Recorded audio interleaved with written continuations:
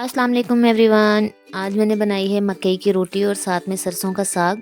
मकई की रोटी की रेसिपी मैं आपके साथ शेयर करूंगी। रेसिपी इजी है, ज़्यादा मुश्किल नहीं है। पूरी रेसिपी को मैंने स्टेप बाय स्टेप आपको बताना है और पूरी रेसिपी को आप फॉलो करेंगे, आपकी मकई की रोटी बहुत ही ज़बरदस्त बनेगी। मैंने आटा लिया है एक परात के अंदर और तकरीबन 3 रोटियों का ये आटा है। इसमें मैंने गर्म पानी कर लिया अलग से एक देचकी में और इसमें आहिस्ता आहिस्ता करके पानी डाल रही हूँ। बॉयल फुल पानी हो रहा हो, हम आहिस्ता आहिस्ता इसमें डालते जाएंगे। 1 चम्मच की वजह से थोड़ा नमक डाला है, 1 चम्मच के करीब मैंने इसके अंदर नमक ऐड की है और इसको आहिस्ता आहिस्ता करके चम्मच की मदद से मैं मिक्स करूँगी। पानी बहुत गर्म है जिसकी वजह से हमारा आटा भी बहुत गर्म हो चुका है। इसको आहिस्ता आहिस्ता करके हम मिक्स करेंगे और थोड़ा थोड़ा पानी और डालते जाएंगे। गर्म पानी से ये होता है कि हमारा मकई का आटा थोड़ा फूल जाता है और इससे रोटी टूटती नहीं है। अगर हम ठंडा पानी इसमें डालेंगे तो वो रोटी हमारी टूट जाएगी और बिल्कुल भी अच्छी नहीं बनेगी। इस तरीके से आप बनाएं, आपकी रोटी बहुत ही ज़बरदस्त बनेगी। अब मैं इसको आपको पूरा प्रोसेस दिखाती हूँ कि मैंने इसको पकाना कैसे है और बेलना कैसे है और हमने इसको गूंदना कैसे है। जो हमारा आटा है थोड़ा सा हम 2 पेड़ों को साइड पे रख लेंगे। एक पेड़ा जो हमने पकाना है उसको मैंने थोड़ा साइड पे कर लिया है। गरम गरम आटा हमारा एक साइड पे ही रहेगा, उससे एक हमारा आटा अच्छे से फूल जाएगा। और इसको मैं अब मिक्स करने लगी हूँ। गर्म पानी डालते जाएंगे और अब मैं हाथ चम्मच निकाल दिया मैंने, हाथ की मदद से इसको इस तरह से कर करके हम इसको गूंदेंगे। बहुत ही गर्म है, थोड़ा थोड़ा करके हाथ मेरे बहुत जल रहे हैं, लेकिन मैं फिर भी बेलने की कोशिश कर रही हूँ इसको गूंदने की। तो इस तरीके से बाकी आटा मैंने साइड पे कर दिया है। थोड़ा थोड़ा पानी डालते जाएंगे और इसको हम गूंदते जाएंगे। आटा जो हमने गूंदना है उसका डो थोड़ा सख्त हो, बिल्कुल भी सख्त नहीं हो, लेकिन अगर नरम होगा तो रोटी नहीं हमारी बनेगी। ये देखें, इस तरीके से हमारा मिक्स होता रहे। बहुत ज़्यादा सख्त भी नहीं है और बहुत ज़्यादा नरम भी नहीं है। हमने बिल्कुल सही तरीके से इस तरीके से हमने रख लेना। बाकी मैंने साइड पे करके रख लिया है।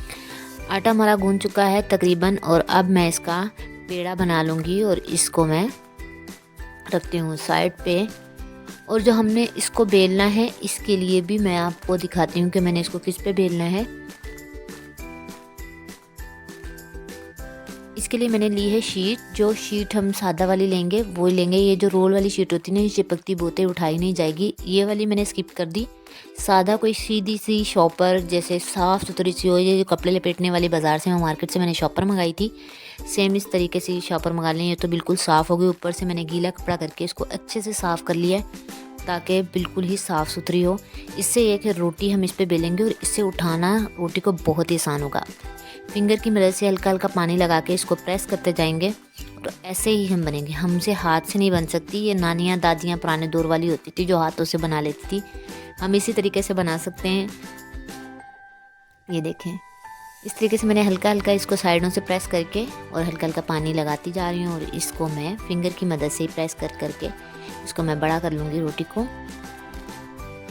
आपने अभी तक मेरे YouTube चैनल को सब्सक्राइब नहीं किया तो सब्सक्राइब कर दें, बेल आइकन को प्रेस कर दें ताकि ऐसी इजी रेसिपीज़ मैं आपके साथ शेयर करती रहूँ। अब हमने पूरी रोटी को इस तरीके से प्रेस करके बड़ा कर लेना है और फिर मैं इसको आपको पकाने का भी प्रोसेस दिखाती हूँ कि हमने पकाना कैसे है इसको।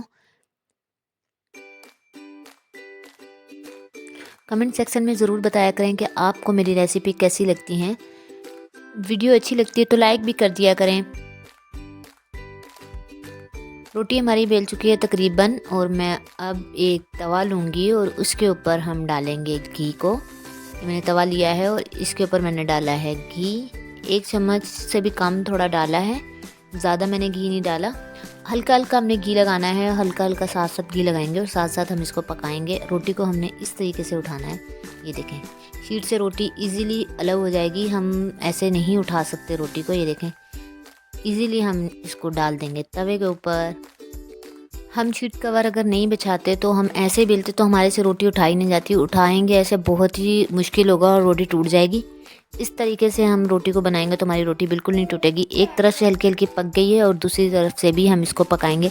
आंच मैंने बिल्कुल कम रखी है और हल्की हल्की आंच पे ही हम इसको पकाएंगे। थोड़ी जब हमारी रोटी बिल्कुल अंदर से पक जाएगी फिर हम आंच तेज़ करेंगे ताकि हमारी रोटी बाहर से ब्राउन होना शुरू हो जाए। रोटी हमारी तकरीबन पक चुकी है अंदर से। हल्की आंच पे मैंने दोनों तरफ से इसको घी लगा के पकाया है और मैं अब आंच थोड़ी तेज़ कर दूंगी ताकि हम इसको ब्राउन करें बाहर से भी और पके हुए की लुक आना शुरू हो जाए। मैं आंच तेज़ कर दी है थोड़ी।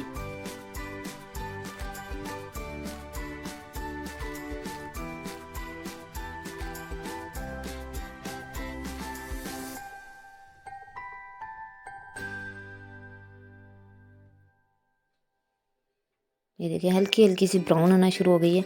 इसको हम आहिस्ता आहिस्ता ही पका सकते हैं, फुल तेज़ आंच पे हम जल्दी जल्दी 2 मिनट में नहीं पकाएंगे। कम से कम एक रोटी को पकाने में 3 से 4 मिनट तो ईज़िली लग जाते हैं, इससे ज़्यादा टाइम भी लग सकता है। लेकिन ये कि रोटी इस तरीके से आप बनाएंगे मकई की तो बहुत ही मज़ेदार बनेगी, बिल्कुल परफेक्ट बनेगी। ये देखो रोटी हमारी पक चुकी है। इसको मैंने निकाल लिया एक प्लेट में और साथ में सरसों का साग है, इसके ऊपर देसी घी डाला है। आप चाहें तो मक्खन डाल के भी खा सकते हैं। साग की रेसिपी पहले मैंने अपने चैनल पे शेयर की हुई है, बहुत ही इजी रेसिपी है और उस तरीके से आप सरसों का साग बनाएंगे तो आपका साग भी बहुत ही मज़े का बनेगा। वीडियो अच्छी लगी हो तो लाइक कर दें, कमेंट में ज़रूर बताएं कि आपको हमारी रेसिपी कैसी लगती है। मिलते हैं नेक्स्ट वीडियो में। अल्लाह हाफिज़।